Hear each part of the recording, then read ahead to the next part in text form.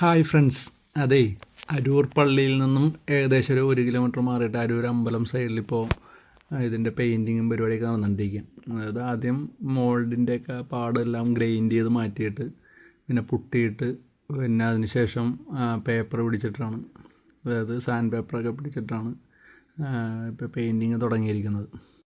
പിന്നെ ഇതിൻ്റെ ഈ മീഡിയം വർക്ക് നടന്നുകൊണ്ടിരിക്കുക.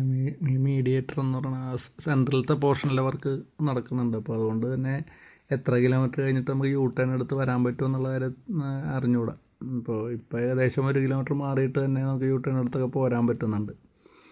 അപ്പോൾ ഇനിയുള്ള യൂ ടേൺ എത്ര നേരം ഓടിച്ചാലാണ് അടുത്ത യൂ ടേൺ വരുന്നത്. ഇപ്പോൾ അടുപ്പിച്ചടുപ്പിച്ച് യൂ ടേൺ വെക്കാൻ പറ്റില്ല എന്നുള്ള രീതിയിലാണ് അറിയാൻ സാധിച്ചത്. അപ്പോൾ ഇതിൻ്റെ കാണയുടെ വർക്കും ഇതിൻ്റെ സൈഡിൽ അതിൻ്റെ കൂടെ നടക്കുന്നുണ്ട്. അപ്പോൾ ഫൈബർ TMT ഉപയോഗിച്ചിട്ടുള്ള കാണുപണിയിലാണ് ഇപ്പോൾ നടക്കുന്നത്.